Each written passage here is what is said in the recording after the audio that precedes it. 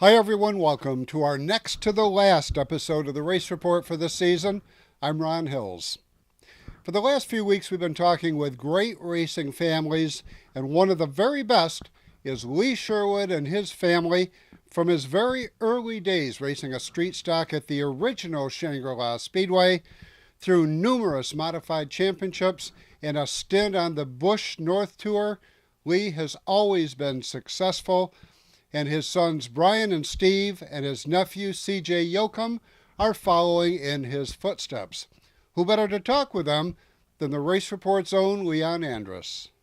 We're here at the Chubby Sports Bar in Johnson City, New York for the Race Report. Here with me tonight, we have Lee Sherwood, his younger son Stephen Sherwood, and his older son Brian Sherwood.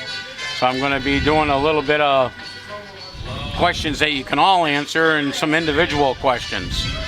So I guess the first one, I'll start out with Dad. Lee, how long did your racing career go?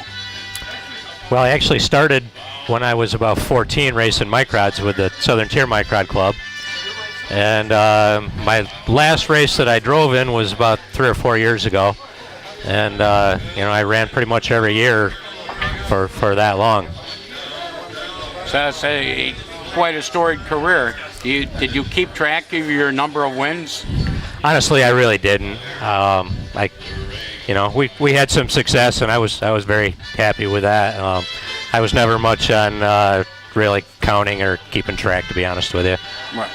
But no question, very successful. I would, if I was going to guess, again, I would think you were probably in the top 5, 6 at the old Shangri-La / Tioga Speedway. That would be just off the top of my head. So yeah, I think that's probably accurate. right.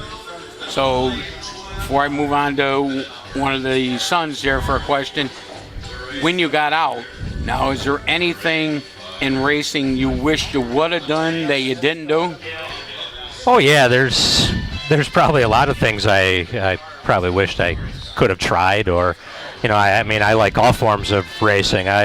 I'd love to climb in a supermod someday and give it a ride. Even at this point, I would probably like to do that. I enjoy dirt mod racing. I like all forms of racing, really. I wish I'd gotten more opportunities to do more different things. Right, as a younger age. But anybody out there listening, Lee would like to have a super modified ride at least one time. So, listen, I guess I'll move on down to the one that's basically inherited the family ride in the modified for right now, and that's Brian. So how long have you actually been driving the modified? The modified we've been running for the past 3 years. The first year was a partial season. I got hurt the first season I did it, and then the last 2 years we've run the full ROC pavement schedule. So we've probably run 25 races so far with it. And how have you done so far in that? We've done okay. We're a very small budget team compared to the guys that we're racing against, but I think we've done pretty well. This year's kind of been a struggle, but I think every race we get a little bit better, and every year we all get more experience. So I think we're going to be good here eventually. I really do. Well, I would think so. It's definitely in the genes, and like I said, I didn't ask Dad when he first started out, how long it took him to get a win. I guess that's a good time. How long did it take before you got a win?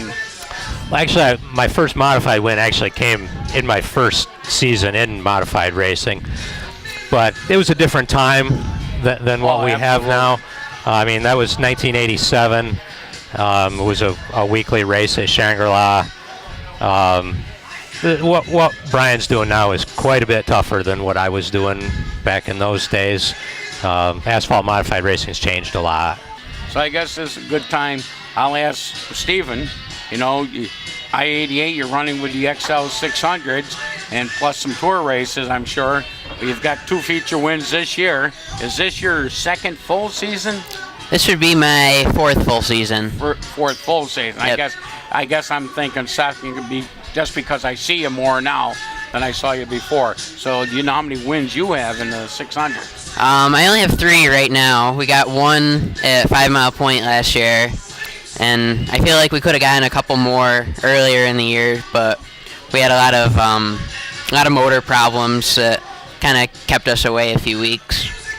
Now, the 600s. Obviously, I'm assuming here again. I'm going to assume that you haven't been in the actual modified yet. No, To no. actually race. I'm Nope. sure you've been in it. Just to see what Yeah, it's yeah, but like, it hasn't been but to moving. actually Yeah. race it. So, is there anything that you can take from that to say? I guess this would be a better question for him because you have run a couple times with the 600. It hasn't been Right. running as good as your brother's, Right. but what is there anything even slightly familiar between that and the modified? Well, I think it's a good experience for anybody to try dirt racing. I think the dirt racing and the pavement racing is different enough where you get a lot more experience by jumping between the two. So I ran a micro sprint prior to jumping into the pavement modified thing again. I think that paid a lot for me in experience. So I think, you know, Steven's kind of doing the same thing. I think it'll pay off for him if he decides to do the pavement modified thing eventually. You know, there's no question he's doing well, and I guess that's really part of this whole thing is starting out with a car, and you'll learn how that car works and learn the ins and outs about it.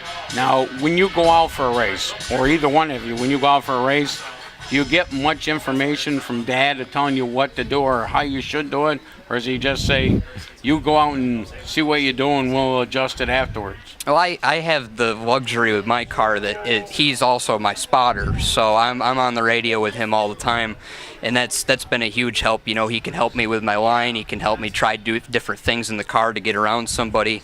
So that's kind of an advantage I have over Steven. Steven more or less gets advice before and has to wait until after, but it's just a different type of racing, but it certainly helps me quite a bit to have him on the other end of the radio.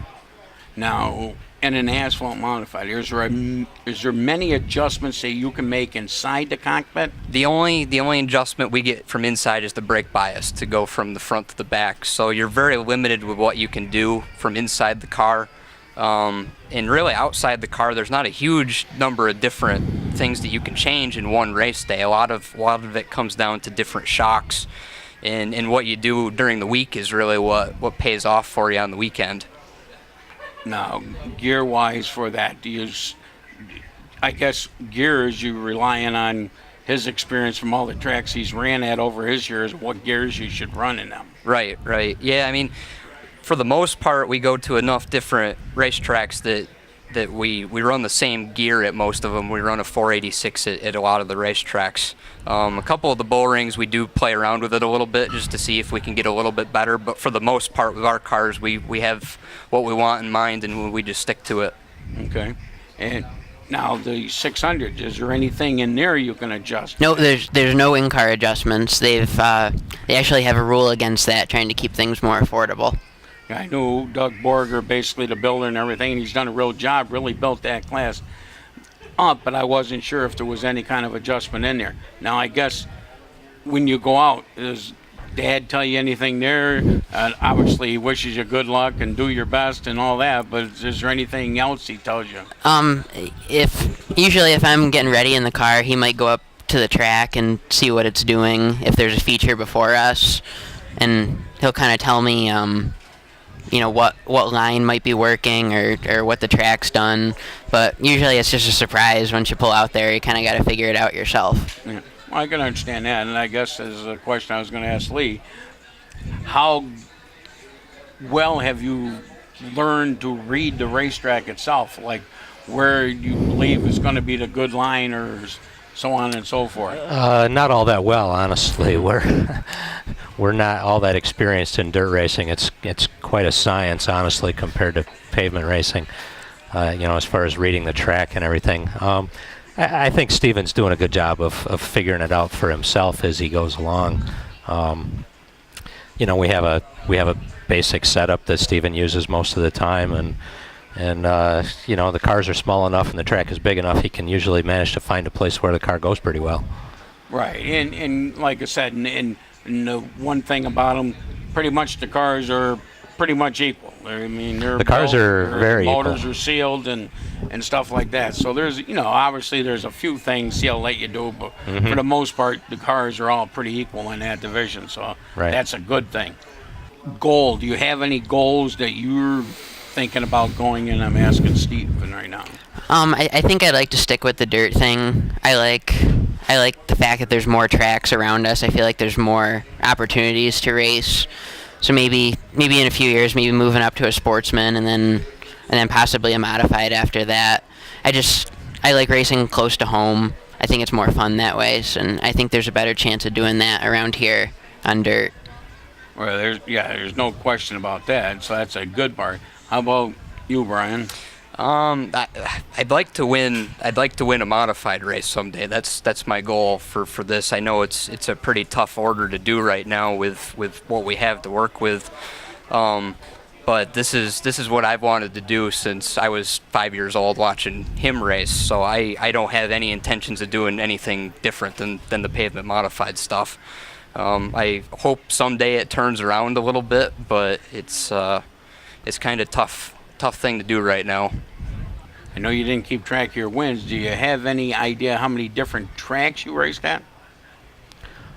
No, not really. I mean, Are we talking 6? Are we talking 20? oh, we're talking probably 20, 30 different tracks, maybe more. Pretty much everywhere from North Carolina to Maine. I mean, I had some really good opportunities to race, some different things. I got to race a Busch North car for some races. So we did a lot of the tracks in New England with that. I raced down south with a modified quite a bit. So, I mean, I've been pretty fortunate. I got to do a lot. I'm pretty happy about it. Okay. I guess the last question I want to ask you is, since you have the most experience here, what do you think of the state of asphalt racing today? Well, it's tough right now for sure. We definitely need more cars. We need to bring the costs down to get more people involved. We certainly need more fans, which I think would come with the increase in cars. It's definitely a tough situation. I see some bright spots. The ROC Tour is drawing more cars than it has in past years. We're up around 28, 30 cars every event now. So I see that as a bright spot. I'm certainly not ready to write off the class by any means. We need some help for sure. I don't know what the answer is other than bringing the cost down, get more people involved. I think is a big part. Right. It was like I said, and I certainly hope it does get better and better. And I guess you took the next question I was going to ask you. What do you think would make it? And obviously you're saying other than bringing the cost down, which is no question. Now, is it, and ROC does this to some degree about limiting the number of tires you can use. Don't they have a rule like that? Yeah, there is a tire rule, and the last few years we've been on the American Racer tire, and there has been a limit to how many we could use in a night, and I think that's a good step in the right direction. I would like to see that number smaller, to be honest with you, even less than what we've been buying. I think would be an improvement, and I think it could be done as well. There's probably just a lot of little things that need to be done. The engine costs are very much out of control. The tire bills are way too much, and those are probably the two biggest things where you could make the most gains. I guess is the way it is. So I guess before we go, it's a great time for you to mention your sponsors. Gary's U-Pullet is my biggest sponsor for sure. They've been with me for the whole 15 years that I've been racing anything. So I can't thank them enough. Sherwood Racing Wheels, of course. Northeast Country Store, that's my own business. I think that's pretty much it for sponsors. How about you? Basically the same ones, just Sherwood Racing Wheels and Gary's U-Pullet. John Boyd with Easy Storage out of Binghamton helped us out this year a little bit. And of course, my parents, my grandparents help out here and there. So it's fun. Okay, and I guess the other thing we should mention is, obviously your dad, do you guys have other crew members with you on a race night? Yeah, I have two guys that have been with me for a long time. Mike Kropp, that was actually with Dad prior to me. So Mike's been around for a long time, and Josh Kelly, he used to race microds rods against me. Now he helps out on the team. And then CJ, Steven, Dad, Grandpa Sherwood. We've got a good group, really. It's not, like I said, it's not the most experienced, and we're not the biggest budget team, but I think we do pretty well with what we have. Well, it sounds very family oriented, and that's a big part of racing, I personally believe. So. Yep. How about you? You got any other crew members that travel with you most of the time? No, basically it's just us sitting here. Brian's a big help. Having raced a 600 micro sprint before, he knows a lot about the small car stuff, and Dad and I kind of just learned stuff as we went along. My mom, my grandparents come every week, so it's mostly just family. And Lee, is there anything you'd like to tell No, just want to thank all the fans for their support over the years, and hope everybody can keep coming out and supporting your weekly racetracks, because they certainly could use the help, and bring a friend. Yeah, without a question, I guess is the one thing I'd like to say is I got to thank you for all the entertainment you supplied to all these race fans. I didn't get to see you watch a lot of times, but every time I did get to see a run, I knew you were coming forward. That was for sure. Thank you. All right. A conversation with Stephen Sherwood and CJ Yoakum when the race report continues. You're watching the Race Report on Fox 40.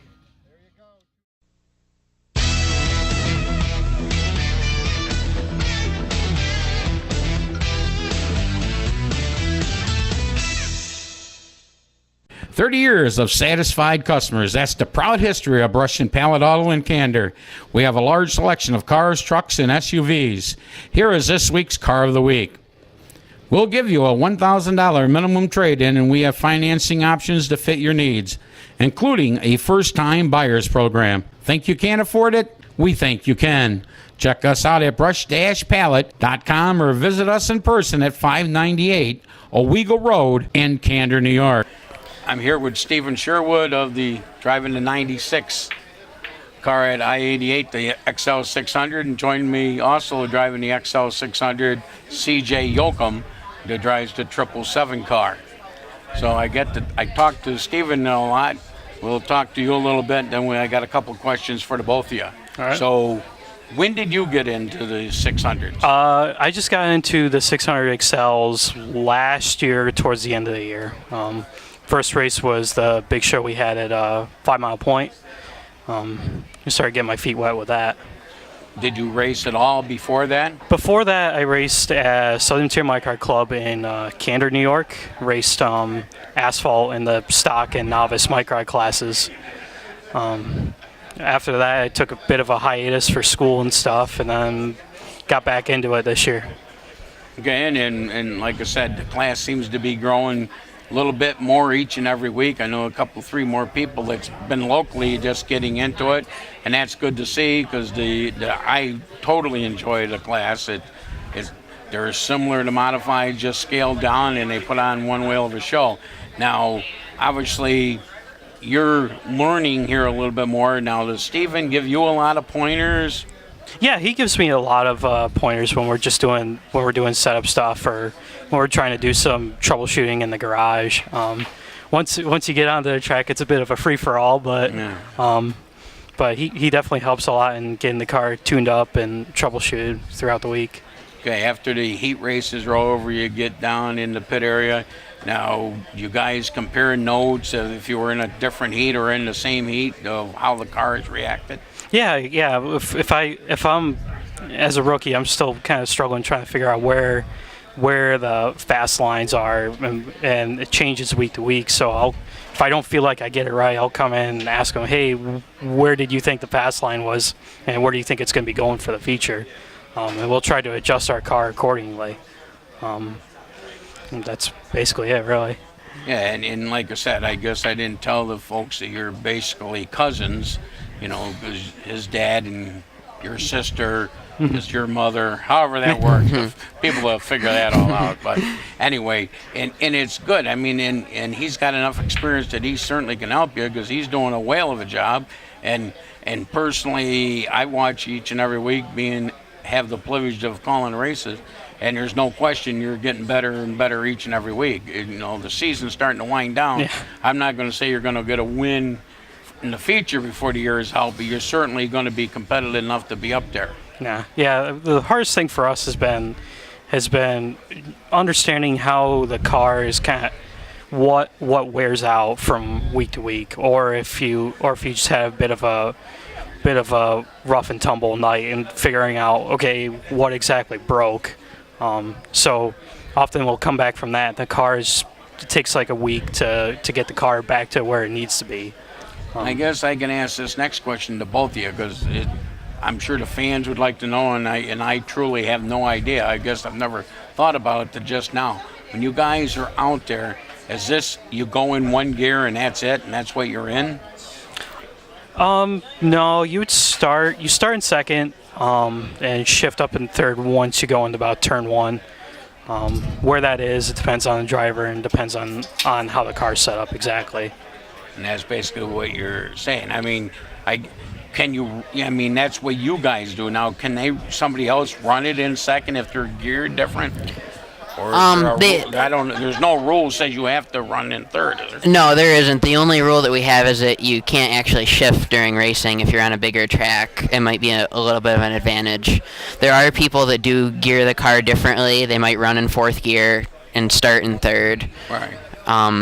Typically, you can't go down. You can't go to second because the motors all have the stock rev limiter on them from the motorcycles, so it just wouldn't be any advantage. Right. I knew he set it up basically that way, but you have that one shift. You get to go so you can get started, then shift into your racing gear. Yep. That's good to know. Now, I guess this will work for either one of you. Now, I guess I'll ask Steven first. Is there a line you'd rather run, or I know you adjust it to the track, but would you rather run the inside or the outside? Typically at I-88, I'd rather run the bottom because it's such a wide track for our cars that it can be risky running the top. Sometimes you're just taking the long way around the track, I think. A lot of it depends on where you start, too. If you start back in the pack, you can kind of watch other people and figure out where to go. If you start in the front row, you're kind of a sitting duck almost. You wait for someone to go around you, and then you figure out what was the faster line. That's said by a lot of leaders. Especially if you're on something new, you better watch somebody for a few times and see where they're going, and then you got a chance you can actually experiment where they have to stick to that line because it's working for them. Mm-hmm. So you basically the same thing. You like to work the bottom. Yeah, I like to work the bottom. Again, it's a shorter way around that place, and just the way those cars are set up, they just don't have enough oomph to really run that wide of a track, wide open all the way around in comparison to running the bottom there. Right. I guess I asked him and his brothers. Now, yourself, is your goal for years to come to go any further? Or are you just doing this because you like to have fun and go out there and race to get that stress relief from the week? My goal is right now is to just learn the cars, learn dirt racing. This is a whole new ball game to me. Like I said, I grew up around asphalt racing my whole life, so just getting involved in this dirt stuff is a whole new ball game. Eventually, I'd like to get into a sportsman, maybe even a modified, if the budget and time permits. But right now, I'm just enjoying running the Excels there every week and running against my cousin. Right, and that's like I said, as you're learning, that's what you need. You need seat time. And it's good that you can do it with a family member because you have somebody you can trust to bounce ideas off of and see how everything is going. So, like I asked everybody else, sponsors and help. Yeah, Sherwood Racing Wheels is our primary sponsor. Also have Yoakum Logging and what I do for work, and that's basically it, really. Now, crew, do you have all the crew people that come with you other than the family members? Just my grandpa and my mom, and every once in a while my brother will come along too, who races 600 micros, he'll give me some good pointers too. Yeah, he was there one week at I-88 and smoked the field. You know, Yeah. he was pretty sharp. So, Yeah. and then you're telling me he's your younger brother. Yes, he's my younger brother by 4 years. So he's been at this a little longer than I have. So. Okay. And there's nothing wrong with that. But and I don't really want to embarrass you here, but I'm just totally amazed. You got to tell these people out here in that's going to be watching this show how old you are. So I'm actually 25 years old, believe it or not. Wow, it just floors me. That's great. If you look like that when you're 40, you got something knocked, man. Done you. This has got a baby face here, my friend. So that's good. Well, just all I can tell you is keep up the good work. Keep plugging away. You guys, you got a great family with a lot of history. There's no question about that. So, whenever they need help, I'm sure they're right there for you.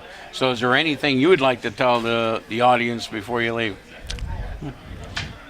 Not really, honestly. If you ever want to get into racing, definitely the Excel 600s are the way to start out, at least in dirt.